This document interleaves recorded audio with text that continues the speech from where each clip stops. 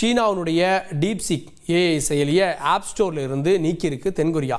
என்ன காரணம் சொல்கிறாங்க அப்படின்னா, பயனாளர்களுடைய தரவுகளை பாதுகாக்கிறதுல குறைபாடு இருக்குது, அதை நாங்கள் கண்டுபிடிச்சிருக்கோம் அப்படின்றாங்க. அதனால தென்கொரியாவில் ஆப் ஸ்டோரில் இருந்து இதை நீக்குவதாக அந்த நாட்டுடைய அரசு சொல்லியிருக்காங்க. தரவு பாதுகாப்பு விதிகளை பின்பற்ற கால அவகாசம் வேணும். அதை டீப்சீக் செயலி அதை சரி செஞ்சதுக்கு பின்னாடி ஆய்வு செஞ்சு தான் திரும்ப நாங்கள் இந்த தடையை நீக்குவோம் அப்படின்னு அவங்க சொல்லியிருக்காங்க. அடுத்ததாக புதிய பூச்சி இனம் ஒன்றை சீன ஆராய்ச்சியாளர்கள் கண்டுபிடிச்சிருக்காங்க. அதை பார்க்கலாம்.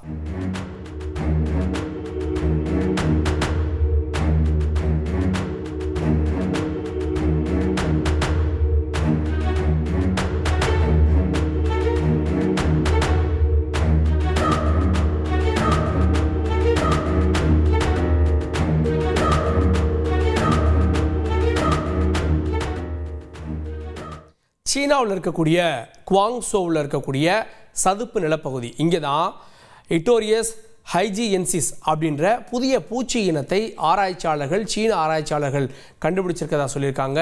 குவாங்டாங் அகாடமி ஆஃப் சயின்ஸ் ஆராய்ச்சி நிறுவனம் தான் இதை கண்டுபிடிச்சிருக்கதா தகவல் சொல்லியிருக்காங்க.